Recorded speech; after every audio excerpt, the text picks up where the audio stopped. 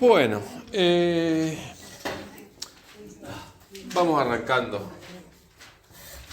Hoy nos tocaría entrar en el Egipto faraónico y prefaraónico, pero bueno, el antiguo Egipto, que realmente es una civilización súper apasionante que ha marcado la historia desde 3000 años antes de Cristo hasta la actualidad. La importancia de Egipto es tanta como la de España, según nuestro amigo José Sánchez. Fíjense todo lo que abarca el Egipto antiguo, no hablemos del Egipto moderno, en realidad llega hasta nuestros días, pero el antiguo Egipto, contando desde la época del Neolítico hasta la antigüedad clásica. Egipto, el antiguo Egipto termina, digamos, con la conquista de los romanos, cuando Roma conquista Egipto. Antes lo habían conquistado los griegos, pero bueno, todavía era Egipto. Pero con Roma se acaba definitivamente la civilización egipcia. De hecho, se acaba sobre todo cuando Roma se cristianiza. Ahí termina de reventar, se cierran los templos y todo eso. Los cristianos no son muy amigos de aceptar otras creencias. No les había pasado eso con los romanos clásicos ni con los griegos. Pero bueno, todavía no vamos a llegar ahí. Pero fíjense que ya en esta época del Neolítico hay registros de hábitat en Egipto. Vamos a situarnos en el mapa. Egipto está acá, en el norte de África. Este sería el mar Mediterráneo. Bueno, acá está Europa, más o menos se ubican. Y abarca más o menos todo lo que sería la gran cuenca del río Nilo, que también, digamos, de alguna manera marcó la historia de Egipto, el río Nilo, porque Egipto, como dicen los historiadores, ha tenido el don del Nilo, o sea, haber tenido ese río y no otro río, y en el medio del desierto, marcó una diferencia absoluta con todo el resto de culturas y civilizaciones que surgieron a su alrededor. Y ya vamos a ver un poco por qué. Esta parte norte se llama el delta del río Nilo, que realmente es un delta, como el delta acá, muchas islas, qué sé yo, qué sé cuánto. Por su semejanza con la letra delta del alfabeto griego, los griegos le llamaban delta y así le quedó, el delta. Y después se aplicó a todo este tipo de configuración geográfica. Así que acá en Isla Libicuí y para adelante, todo le decimos que es el delta también.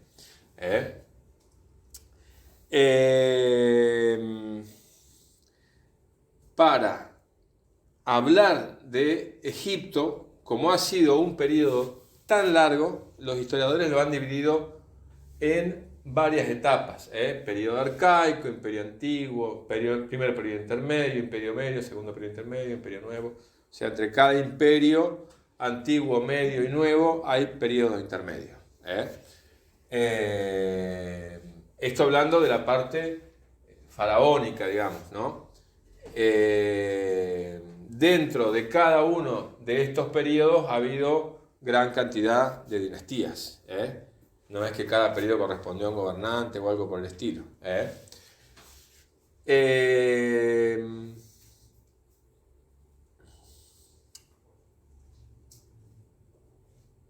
¿Qué pasa con los egipcios? A ver, ¿por dónde arrancamos? Porque es bastante largo, o sea, tenemos por lo menos 3000 años de historia bien registrada que trabajar.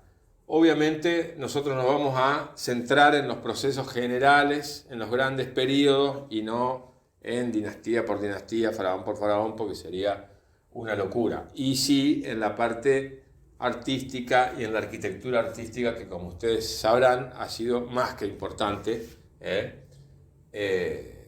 Ha dejado mudo a cuanta gente se ha cruzado por aquella zona, porque es realmente impresionante todo lo que hicieron estos tipos. Pero bueno, se los conoce mucho por el arte y la arquitectura, pero también eran... Adelante. Miren, también han sido conocidos, digamos, y se han destacado en cuanto a la ciencia, la astronomía, la medicina, o sea, gran cantidad de caudal de conocimientos. Vamos a arrancar por una introducción general a por qué decimos que el Egipto tuvo el don del Nilo y eso marcó una diferencia radical con todos los pueblos de toda la zona. Porque el Nilo tenía una característica, que era, obviamente los que vivían acá no tenían ni idea de dónde había salido el Nilo, que nace más en el centro de África. Es un río, de hecho creo que es el río más largo del mundo. Pero tiene una característica, o tenía una característica, ahora ya no la tiene, de que tenía crecidas periódicas, que eran como un reloj. Entonces, esas crecidas van a producir dos cosas. Primero, que en el medio del desierto se genere toda una franja fértil.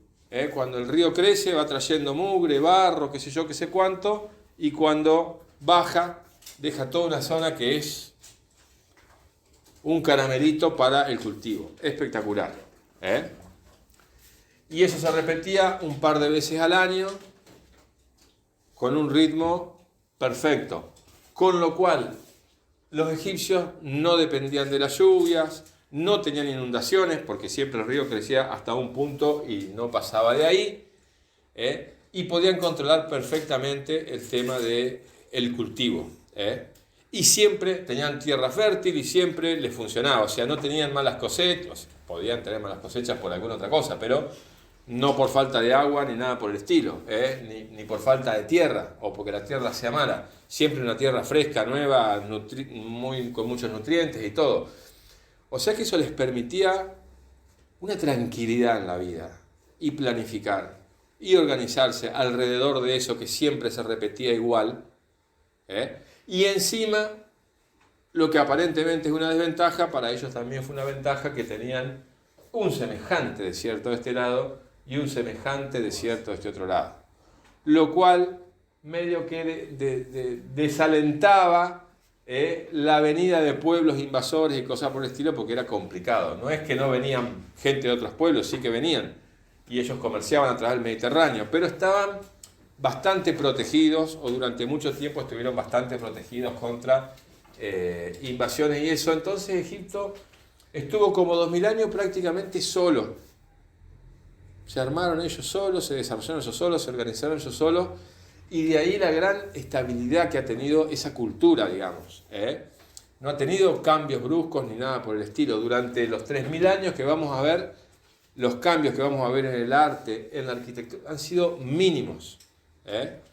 Su sistema político era bastante estable, a veces tenían sus despelotes y qué sé yo cuánto, a veces se peleaban con los nubios que estaban en lo que es la frontera acá con Sudán, que en un momento fueron parte de Egipto, pero bien, digamos, dentro de todo, no tenían grandes problemas ni grandes cuestiones. Eso va a marcar una diferencia, inclusive en su concepción de la vida, en sus dioses. Ellos van a mantener el mismo panteón prácticamente siempre. En otros pueblos vemos que los dioses entran y salen, toman de uno, echan a otro, se van acomodando de acuerdo a las circunstancias. Estos van derecho para adelante.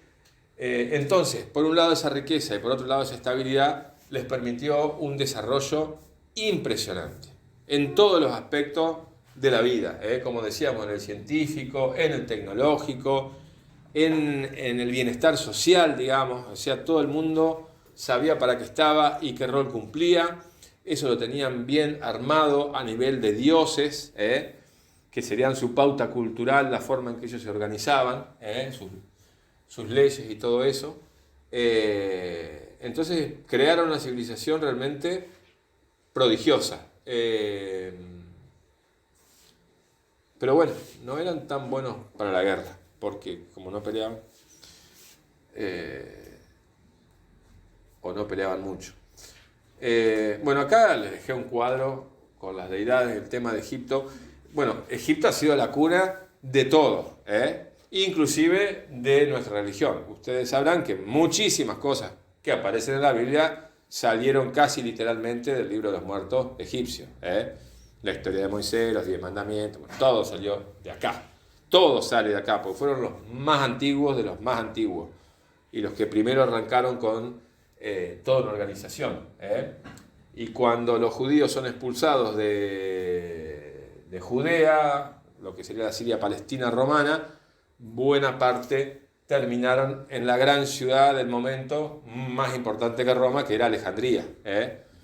Ahí se formó la escuela de Alejandría, de donde sale el cristianismo. Había dos grandes escuelas, la de Antioquía y la de Alejandría. El cristianismo nuestro sale de la escuela de Alejandría, que era una escuela griega. Alejandría se llama Alejandría por Alejandro Magno. Cuando Alejandro Magno conquista Egipto, funda Alejandría y fue la cúspide de la cultura, la civilización, el conocimiento, la ciencia, todo.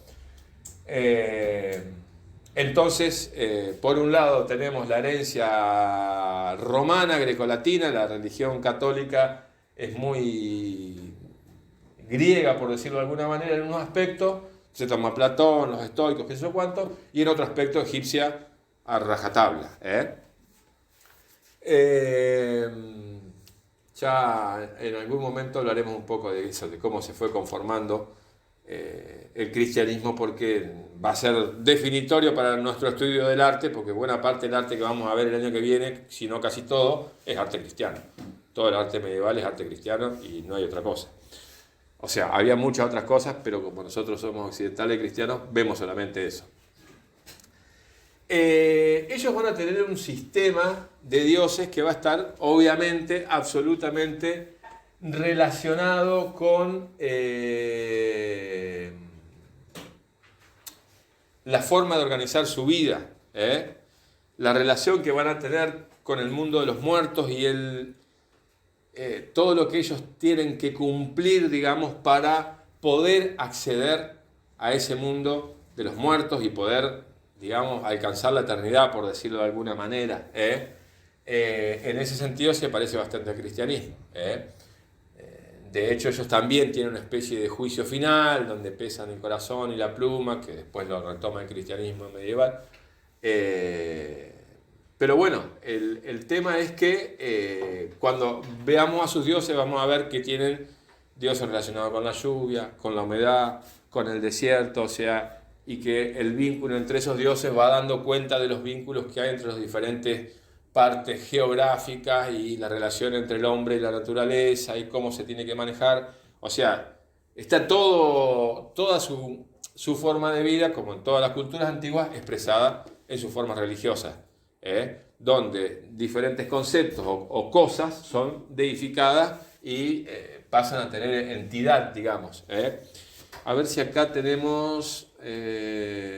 no.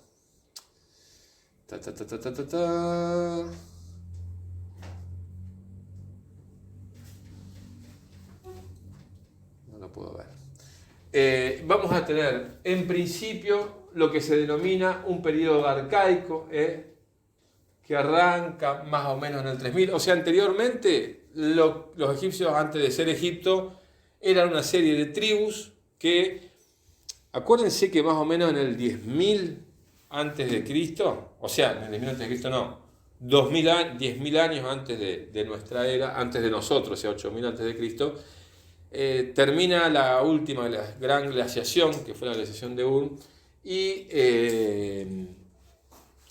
toda esta parte que hoy es desierto, antiguamente no lo era. ¿Se acuerdan que vimos imágenes de Tajil Nasser, que era por acá, donde había jirafas y qué sé yo, prehistórica, que ahora es todo desierto, no hay nada?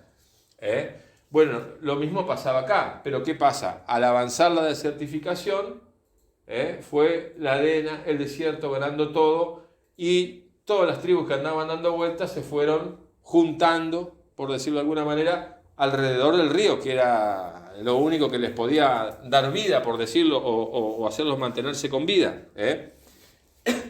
Entonces, a partir de el tema del agua, de la distribución del agua y todo eso, se va empezar a conformar una organización que luego va a derivar en el Estado egipcio.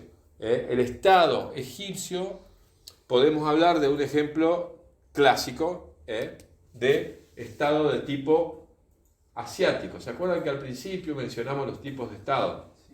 El Estado de tipo asiático, por lo general, vemos otros ejemplos en China. La primera dinastía se formó prácticamente de la misma manera, alrededor del agua. Se formaban justamente por el reparto del agua, eran muy básicos, y en estos estados, después este se hizo muy complejo, pero mantenían las características del Estado asiático, que era un Estado básicamente que definía la productividad, donde no existía la propiedad privada, donde el faraón era vinculado a un dios o a diferentes dioses, pero que no tenía potestad sobre la gente de la tierra, digamos. Si bien era el organizador y supremo sacerdote y todo el ratatá, pero él no era dueño de nada, no existía como hoy la propiedad privada en el sentido que nosotros le damos.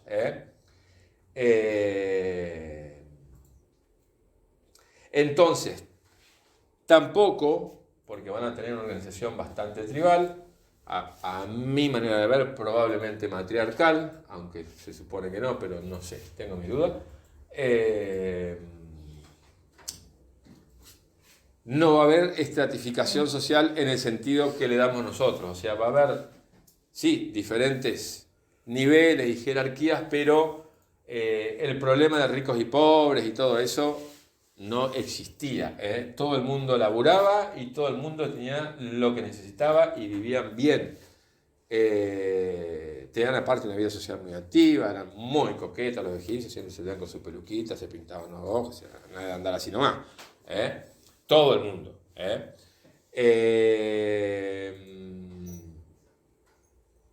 Le estaba por comentar otra cuestión alrededor de eso.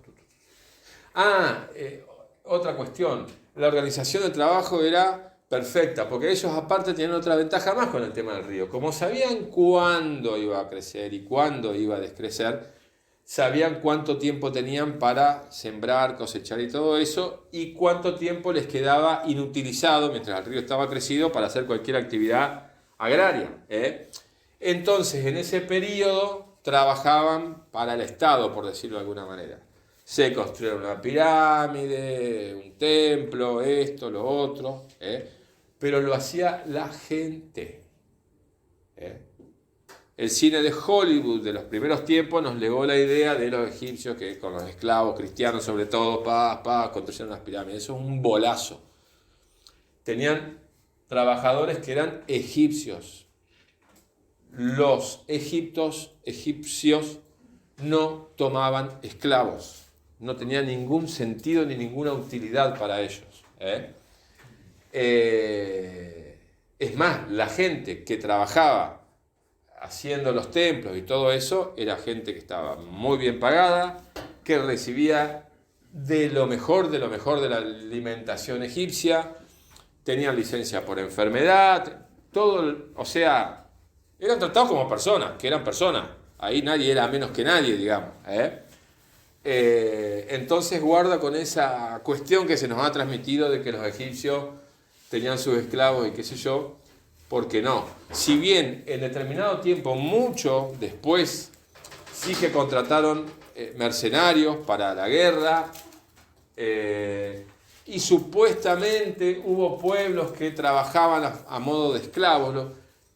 Los cristianos joden mucho con eso, no específicamente con las pirámides, pero un pueblo que se construyó por acá, supuestamente habían usado cristianos para construirlo en la época de Moisés, pero habría que ver qué concepto de la esclavitud es ese, porque ellos no sometían pueblos ni nada por el estilo, o sea, es más, muchos, pero muchísimos pueblos, por ejemplo, esta zona era riquísima, aparte de la medialuna fértil donde está Israel, Palestina, toda esa zona, que aparte era un lugar de cruce de comercio tremendo, pero que sí que muchas veces dependía del tiempo y tenía lugares medio complicados.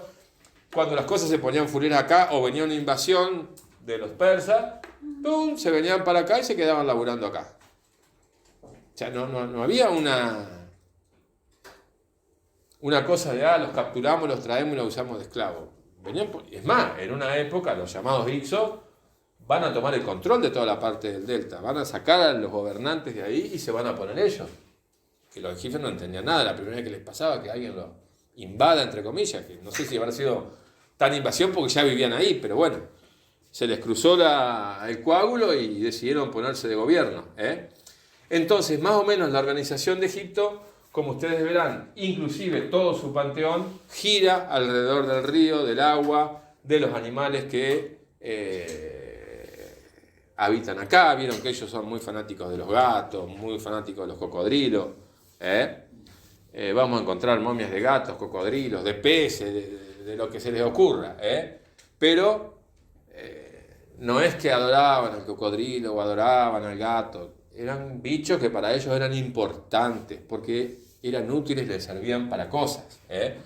Piensen que ellos vivían prácticamente del cultivo de cereales, de diferentes cosas. Y ellos almacenaban en granero durante todo el año todos los productos de la cosecha, parte para su propio consumo, parte para comerciar. Ellos alimentaban a los griegos, a los romanos, o sea, Egipto era el granero del mundo en aquella época. Entonces, ¿cuál es el problema que tiene un granero lleno de granos en el medio del desierto? Ratas. ¿Y quién se morfa las ratas? Los gatos. Entonces los gatos eran sagrados. Porque si no es por los gatos, chau, tu tía. Y los cocodrilos, aparte de ser bichos que te podían llegar a comer crudo, tenían otra utilidad, porque eran los marcadores perfectos para saber. Cuando ellos sabían que estaba por crecer el Nilo, el tiro era saber hasta dónde iba a crecer. Para ver qué cantidad de tierra disponían, cómo se la repartían y qué sé yo cuánto. ¿Y cómo sabés exactamente hasta dónde va a crecer el río? Mucho antes de que crezca el río. Los huevos. Te lo dice el cocodrilo, exactamente. El cocodrilo no pone sus huevos en el río, los pone en la tierra. Cuando los cocodrilitos nacen, se van al agua. ¿Vieron como las tortugas, que son tan conocidas, que se las comen los pájaros? Los cocodrilos hacen algo más o menos parecido. Entonces, la mamá cocodrilo entierra los huevos que quedan ahí solos, muy cerca de donde va a estar el agua. Los cocodrilos, vaya a saber por qué cosa o cómo hacen, pero saben hasta dónde va a llegar. Entonces, si el río va a llegar hasta ahí, te dejan los huevos por acá. Vos decís, bueno, acá, 10 metros, como mucho, hay agua. Pero de ahí no va a pasar, porque el huevo no puede quedar abajo del agua. Si no, no germina, iba a decir, no fecunda, no sé cómo se dice, no empolla, no sé. Necesita estar en arena caliente. Entonces, ellos, cuando los cocodrilos llegaba a la época en que ponían huevos, simplemente se fijaban dónde ponían los huevos y decían, va a llegar hasta acá, tenemos tanto tiempo, tanto lugar, tanto esto, tanto lo otro. Y problema solucionado. Y aparte, en los templos había una cosa que se llamaba higrómetros, que se llama ahora higrómetro en realidad, que eran como unas escalinatas. Todos los templos dan al río. Entonces esas escalinatas se usaban, que terminaban abajo del agua, para marcar, claro, iban viendo cómo iba creciendo, en qué tiempo, a qué altura, iban marcando con los escalones los tramos de crecida del río. No eran ningunos pavotes.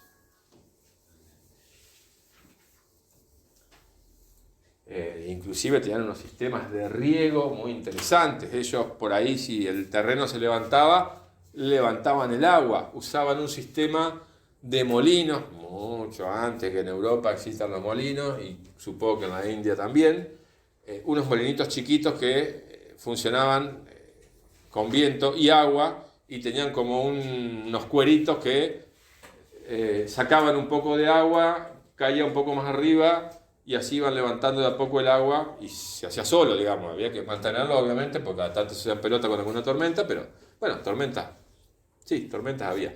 Lo que no había, ni hay, es lluvia. Acá no llueve. No llovió y nunca va a llover.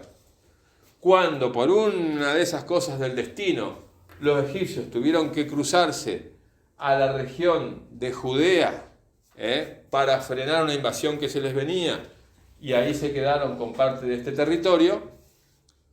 Estaban sorprendidos la primera vez que vieron llover. Cuando volvieron dijeron, allá hay un Nilo que cae del cielo. No entendían qué pasaba, porque nunca habían visto eso. Jamás. Jamás de los jamases. O sea, no es que yo nunca vi llover. Ni mi padre, ni mi abuelo, ni nadie nunca me contó, ni me podía imaginar. Uno va allá y el cielo siempre está limpio, sin nubes. Siempre blanco, siempre azul.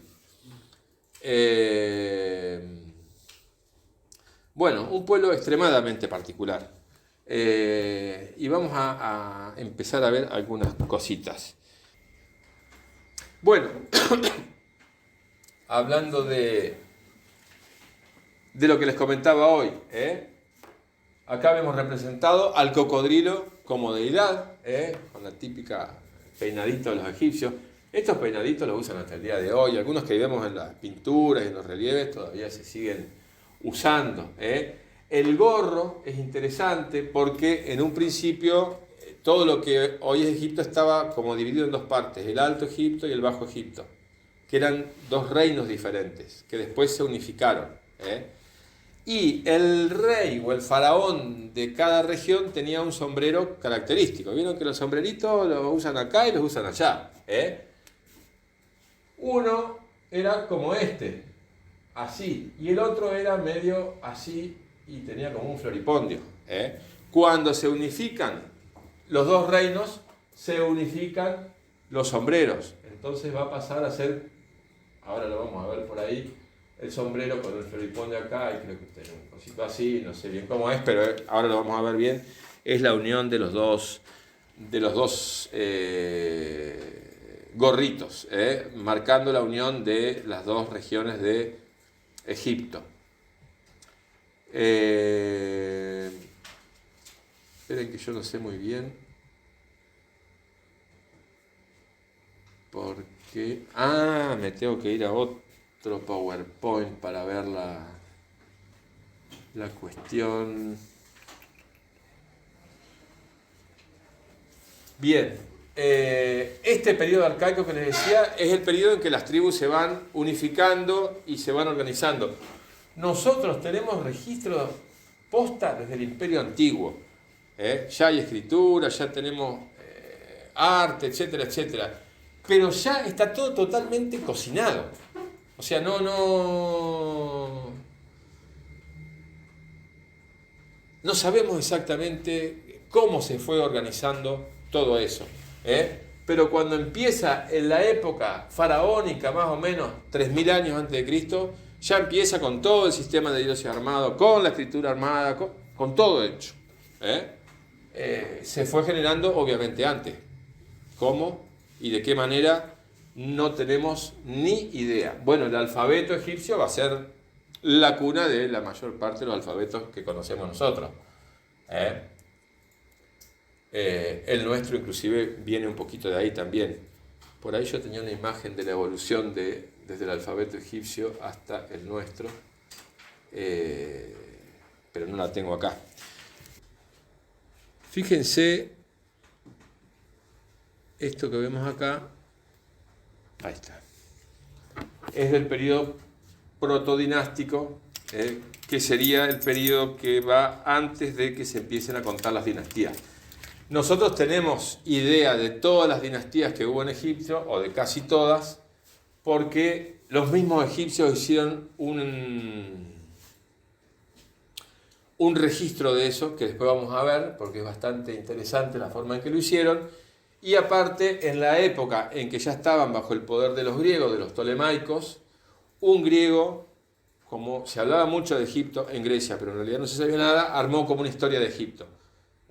Un egipcio griego, o un griego egipcio, y armó toda una dinastía que arranca con el primer faraón que se llama Nemer.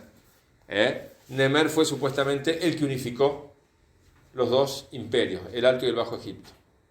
Y ahí arranca el periodo dinástico. Antes de Nemer hablamos del periodo protodinástico. Y fíjense qué interesante esto. Estos son cuchillos de piedra. Estamos en el... ¿qué periodo?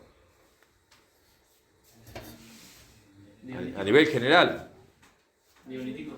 En el Neolítico, la piedra pulida. Fíjense que acá ya no es una piedra así nomás, sino que estamos en la piedra pulida y en modo 4, cuando ya le pusieron mango. Y fíjense que el mango tiene un laburito que ni te cuento. O sea, lo mismo que veíamos en la prehistoria de los hombres primitivos, qué sé yo, lo vemos acá. O sea, esos hombres primitivos, medio cavernícolas, también eran capaces de hacer una civilización increíble. Por eso vieron que a veces la idea que tenemos de las cosas no se ajusta exactamente a la realidad. Inclusive, estos cuchillos son generalmente de obsidiana, de sílex, son piedras bastante comunes que también se usaban acá. También se usaban acá. Los mayas, los aztecas usaban lo mismo. Lo cual es interesante, porque cuando vienen los cronistas españoles, que desde 7 kilómetros ven una pirámide donde se está celebrando una festividad, donde se hacen sacrificios humanos, con esos ojos increíblemente agudos que tienen, dicen que, y de ahí sale toda la idea, la mitología, digamos, que les clavaban un cuchillo, les abrían el pecho y les sacaban el corazón y eso se lo ofrecían a los dioses y después los tiraban y qué sé yo, qué sé cuánto. Bueno, todo muy lindo. Vaya a saber lo que en realidad quería hacer ese cronista, que para mí no era ser fiel a la realidad, porque con este cuchillo es imposible romper una costilla. A lo sumo me puede cortar el cuero, pero de ahí no pasa. Abrirme y sacarme el corazón no se puede. O sea, los aztecas tenían que haber usado o una hacha o alguna otra cosa con fuerza para golpear y romper, y no el cuchillo que ellos tenían porque no les servía. Pero bueno, eso es harina de otro costal, pero tiene que ver con el tema de la historia. Esta paleta, que es muy típica de, entre comillas, el arte egipcio, en realidad era típica de la vida cotidiana.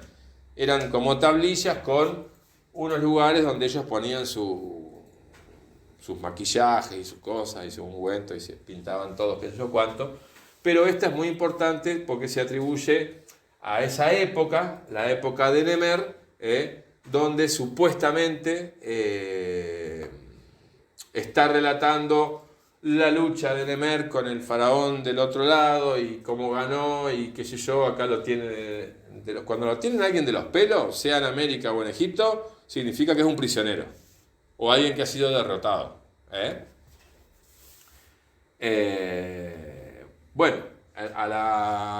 al pensamiento europeo supuestamente lo está por matar con esto. No sé si esto será para matar y si realmente estaría por matar, pero bueno, que lo había cazado de los pelos, lo había cazado de los pelos. Entonces eso significa la unión de los dos egipcios, de los dos imperios, simbolizada un poco por esto también. Bueno, acá supuestamente son los cadáveres de los vencidos. Fíjense, algo muy típico del arte egipcio, que es usar la perspectiva jerárquica. Cuanto más importante lo representado, más alto se lo hace. El dios, el faraón y la gente común. Siempre vamos a ver que algunos parecen nenitos y en realidad son gente, pero que es de otro estrato social. Bueno, acá también se ven guerreros vencidos en el piso. ¿Por qué acá no me aparece? Bien, acá sí ya estamos en el Imperio Antiguo. Fíjense que uno tiene una idea del arte egipcio que era muy básico, pero era básico en determinadas cosas y bastante más elaborado en otras. Vamos a ver esculturas que son sumamente realistas. Y no solamente esas cosas todas cuadradas. Eso era más bien para el arte funerario, porque ahí tenemos que separar dos cuestiones. Una, lo que se hacía para los dioses o para los muertos, y otra, lo que se hacía para la gente común. Era absolutamente diferente. El arte que no tenía nada que ver con lo funerario o lo religioso era mucho más realista. Y eventualmente en materiales mucho más perecederos, como en este caso la terracota, que le dicen ellos, que es la cerámica, básicamente. lo que ustedes acaban de hacer hace un rato, supongo, con Valeria no tuvieron hoy, tienen el jueves. Bueno, hacían cosas de cerámica, obviamente, y fíjense acá tenemos unos rasgos bastante realistas.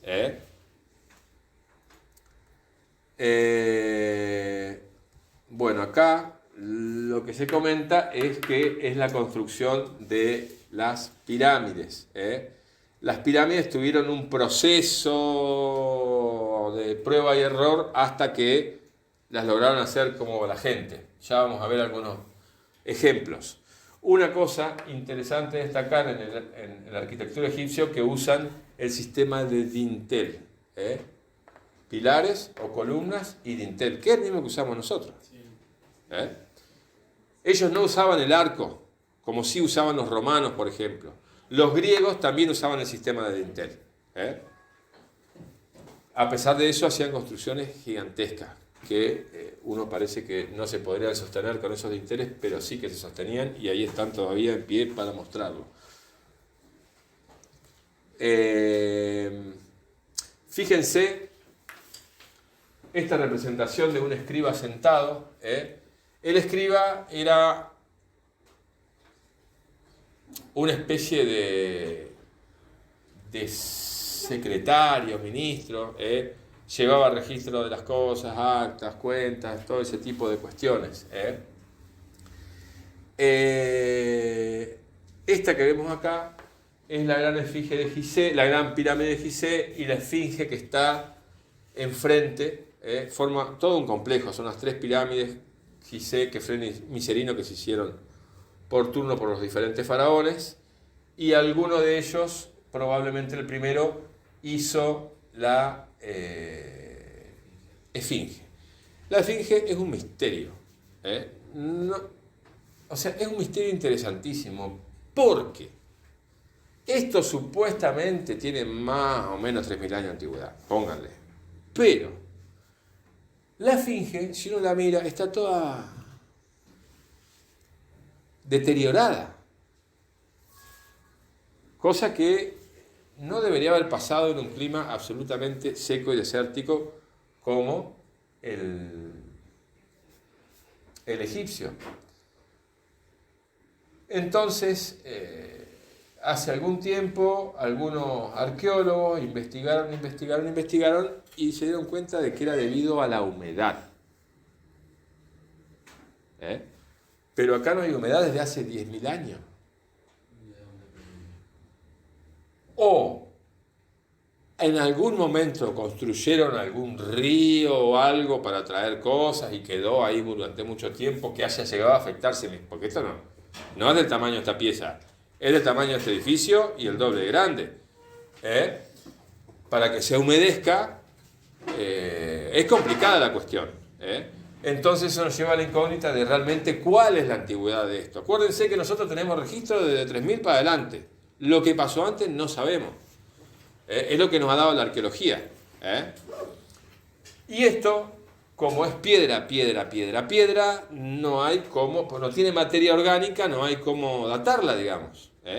Los sistemas que se usan, que podría ser el radiocarbono 14, creo que no pueden calcular más de 5.000 o 6.000 años, porque el carbono se termina de ir a la mierda y chao, ya no sabes cuánto más antiguo era.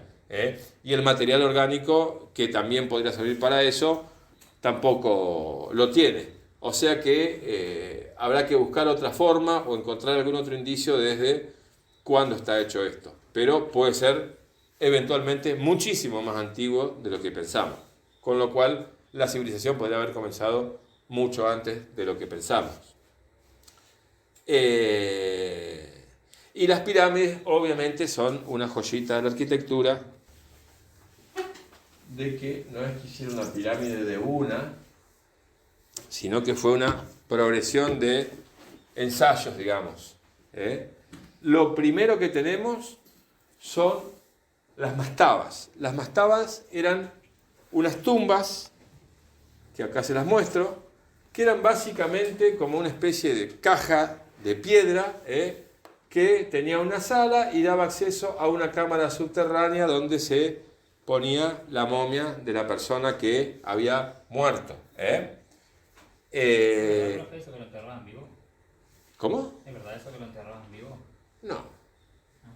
No, se morían, los momificaban, los tenían un tiempo con ellos, y después cuando... O sea, como de costumbre, la relación entre la vida y la muerte ahí era muy diferente a la nuestra.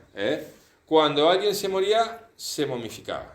O sea, se hacía una especie de luto que duraba entre que salían de la casa hasta que iban al momificador, que no era cualquiera, sino que era alguien especializado. Vieron que le hacían todo el sistema, le sacaban las vísceras y qué sé yo cuánto.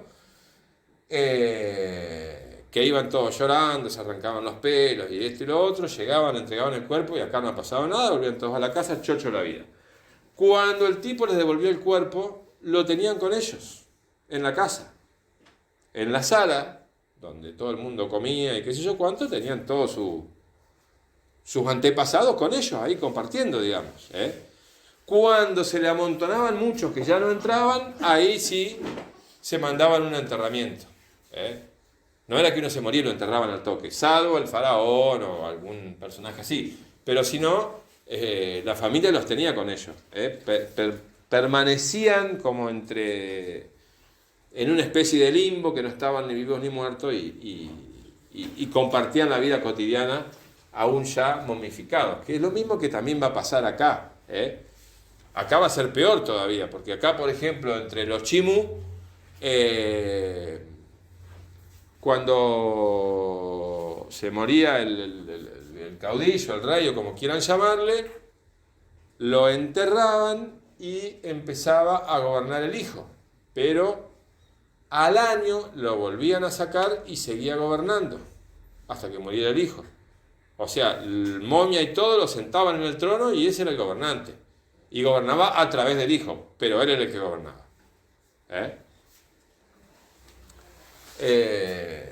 Bien, estas eran las mastabas. Después a alguien se le va a ocurrir entrar a amontonar una mastaba arriba de la otra, con lo que vamos a tener nuestros primeros asomos de pirámides, que son las pirámides escalonadas, como la de Zoser en Saqqara, que es esta, que todavía se conserva. Después las empezaron a revestir, a hacerlas lisas, más grandes, pero no exactamente piramidal, sino como con una especie de comba, como que vista de perfil sería así la pirámide. Y no funcionaron bien. Las que se encontraron de este tipo estaban todas caídas, o sea, se les habían desmoronado. Hasta que finalmente llegan a la pirámide que nosotros conocemos, que es la pirámide típica de piedra. A ver si tenemos alguna vista. Acá tenemos la escalonada. Acá tenemos la romboidal o acodada. Ven que es media chanfleada, como en la pantalla de proyector. Acá se ve más fácil. Y la pirámide clásica. Que la pirámide clásica ya tiene cierta perfección, digamos, en cuanto no solo a su disposición, sino en cuanto a la construcción. Las paredes eran lisas, estaban revestidas con yeso. Vieron que ahora vemos las pirámides todas con piedra, antes no se veía eso.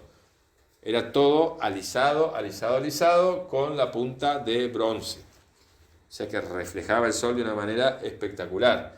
Y esto blanco, cal, al sol, era encandilante, digamos. Lo que pasa es que eso se fue perdiendo o se lo fueron afanando para usarlo para determinadas cuestiones. Las pirámides siempre estaban, por supuesto, perfectamente alineadas con los puntos cardinales. Cuando entra el sol por una ventanita, marca el solsticio, el equinoccio, etcétera, etcétera. Centros solares de arriba abajo, que pueden haber servido para enterramientos también. Aunque en algunas pirámides, todavía hoy, si uno entra a la pirámide de Keops, puede ver el sarcófago de granito que hay adentro, que lo tienen que haber metido mientras la construían porque no entra por la puerta, digamos, que está en una cámara subterránea, que está vacío y estuvo siempre vacío. Aparte un féretro sin labrar ni nada, es un coso de... Nunca se encontraron momias adentro de las pirámides. Puede que porque en algún momento las hayan sacado, cosa que es plausible, o que realmente nunca se hayan usado para eso y se hayan usado para otra cuestión específicamente. Pero bueno, la cuestión es que la tenemos como que era un lugar de enterramiento de faraones. Hace poco tiempo habían dicho que habían abierto una tumba de un faraón. Sí, están encontrando bastante seguido. Ahora en Sacra, en la pirámide escalonada, encontraron no sé qué cosa. Miren que eso está bastante investigado y sin embargo siguen encontrando. Yo fui a Egipto en el 2012 y en ese momento acababan de encontrar el comedor de las pirámides. O sea, el lugar donde los obreros comían. Y ahí los tipos dijeron, no, acá pasó algo, porque tenían unos lugares para comer espectaculares y los restos de comida que encontraban eran fastuosos, digamos. O sea, la negrada, digamos, comía asado con molleja todos los días, así. Estaban bien pulentas, no eran los típicos esclavos muertos de hambre que se caían y venían otro con el látigo, levantate, hijo de puta, que nos muestran las películas.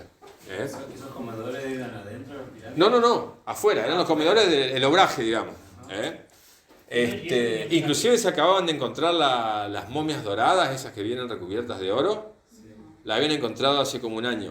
Cuando yo fui estaban en plena, no había ni el loro, en plena revolución, no se acuerdan porque capaz que ni habían nacido ustedes, bueno, sí habían nacido en el 2012, hubo una revolución, tiraron un dictador que estaba hace como 30 años, quedó en un estado de caos absoluto Egipto, y habían encontrado, era la época de oro del arqueólogo, el jefe del Museo del Cairo, que sale en todos los documentales, que hizo un acuerdo con la National Geographic, Aswan, ¿cómo es que se llama? Aswar, que anda con un sombrerito. Bueno, el tipo parece que era ahora está de nuevo.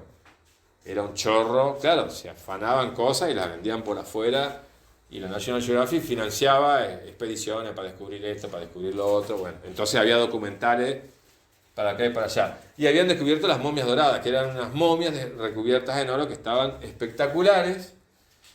Y cuando yo fui no se podía acceder a ese lugar, estaban muchos lugares cerrados, digamos, porque no había prácticamente gobierno, pero bueno, poniendo unos mangos nos abrieron el lugar de las momias doradas, las pude ver y curiosamente el que tenía yo de guía del traductor me dice que él había estado cuando las presentaron por primera vez y dice, yo les afanaron la mitad del oro, dice, porque antes estaban doradas enteras y ahora se veían todas como pedazos de oro, pero que si no se habían perdido en 5.000 años tampoco se iban a perder en uno o en dos.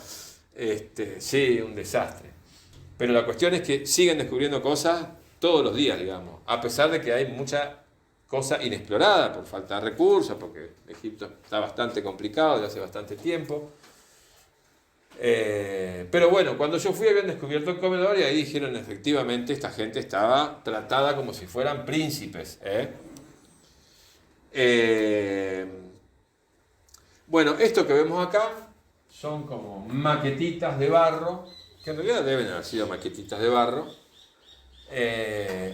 Se las presentan por ahí como juguetes. Son casitas de cerámica de la época, digamos, que muestran cómo eran las casas de los egipcios, porque de las casas se ha conservado muy poco porque toda su arquitectura doméstica era en barro. Lo único que hacían en piedra eran los templos.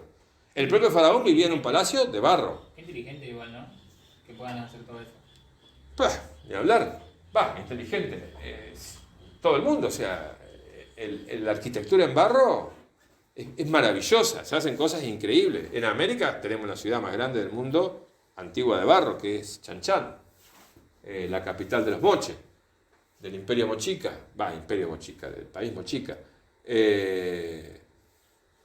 La arquitectura sudanesa que se llama en barro, que en Egipto hay todavía, es increíble.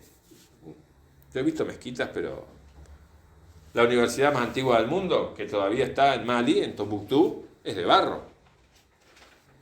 Y está de barro desde el principio del medioevo europeo, digamos. La arquitectura de barro es fantástica. Lo que pasa que, como toda arquitectura, necesita mantenimiento. La de piedra, por ahí sin mantenimiento, se arruina, pero queda. Esta es como que se hace polvo, digamos.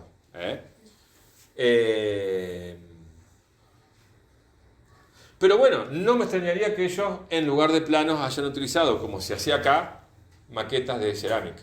Acá en América, agarraban, te hacían una montaña de barro y el sacerdote la cortaba, decía, bueno, esto lo tenemos que hacer así, el desagüe va por acá, acá vamos a poner una casa y te hacía el planito de la casa en barro, en relieve, o la casa directamente, y todo se cocinaba y se lo llevaban al lugar y ahí trabajaban con un plano 3D, por decirlo de alguna manera, con la maqueta, no dibujaban planos como nosotros, este tipo de cosas.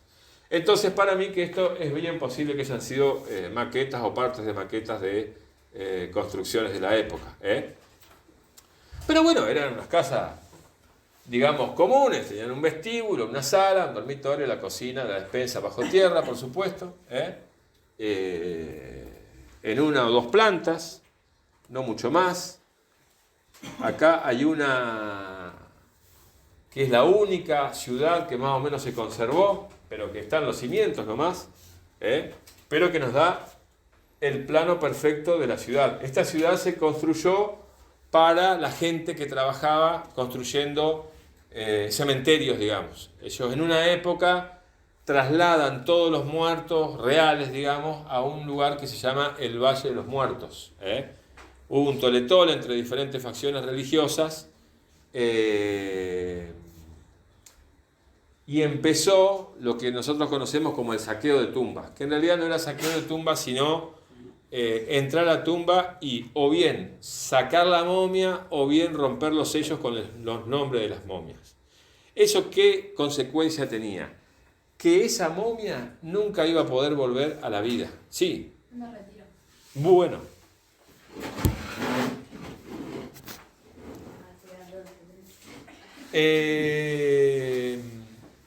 Porque en su cosmogonía uno iba al mundo de los muertos, qué sé yo, pero después volvía y reencarnaba. O sea, no es que reencarnaba, volvía a ser uno mismo, digamos. Por eso, en las estatuas de los faraones, vieron que la arquitectura, como yo les decía, ahora la vamos a ver, religiosa era muy esquemática, muy básica y no tenía tanto detalle. Entonces todos eran más o menos iguales. Entonces, ¿cómo hacía el faraón, el alma del faraón, para saber cuál era su tumba? Tenía un sello que se llama cartucho, que tiene esta forma, y adentro tenía el nombre del faraón. Entonces se veía, el que dice, era como ponerle un cartel. Profe, y esa historia, pregunta, ¿no? Capaz que me iba a volver a preguntar. No. Dice que hay, en la película, por ejemplo, de la momia, Sí. dice que están muchas cosas que hablan de las maldiciones. Ajá. ¿Ellos eran muy creyentes de eso? Dice que está la maldición del faraón y diferentes tipos de la momia. Claro, pero eso es una mitología muy posterior, digamos. ¿Por qué pasa eso de la maldición? O sea, los egipcios, convengamos, los egipcios, cuando se empezó con el tema de las excavaciones, qué sé yo, fines del siglo XIX, principios del siglo XX, no querían saber nada. Para ellos era meterse con los muertos y era estropear la vida de los muertos. No porque haya una maldición específicamente, pero sabían que hacían daño y que ese daño les iba a volver. Como si vos decís, yo soy un hijo de puta, en algún momento alguien me va a tratar como tal y me voy a perjudicar. Pero ¿qué pasó?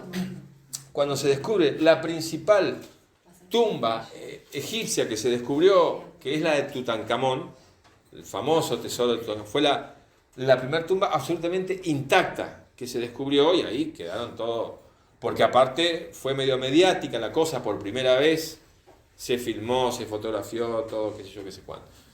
A todos los occidentales que estuvieron metidos en ese descubrimiento, incluido el arqueólogo, en el lapso de un año se murieron todos. Uno porque se apestó, el otro se suicidó, el otro se cayó de arriba de no sé qué, todo el mundo. Los trabajadores egipcios ni uno. Entonces, y algunos de alguna enfermedad medio misteriosa. Entonces ahí es donde surge el mito de la maldición de los faraones, la maldición de Tutankamón, la maldición y qué sé yo. Lo que sí quedó como bastante real fue el tema de las enfermedades, pero no por una maldición, sino porque estos lugares que han estado cerrados durante 2000, 3000 años, probablemente se han tenido bacterias, microbios, etcétera, etcétera, de aquella época para lo que no estamos preparados. Es como si fuera un virus nuevo, como pasó con el COVID. Te enfermaba y te enfermaba porque no tenía defensa del cuerpo. Entonces ahora, por ejemplo, para entrar a un recinto cerrado por primera vez en las excavaciones te exigen el uso de máscara. No de barbijo, sino de máscara antigás, digamos, hasta que se ventile, qué sé yo. Lo tienen que abrir y dejar una semana, por ejemplo, y después uno puede entrar. Porque puede haber cosas que hayan sobrevivido a aquella época, que no serían absolutamente raras. De hecho, se ha encontrado miel, por ejemplo, en perfecto estado. La miel no se pudre, nunca. Y como no se pudre la miel, algún bicharraco puede haber quedado por ahí dando vuelta, esperando que caiga alguno. Y finalmente cayeron algunos.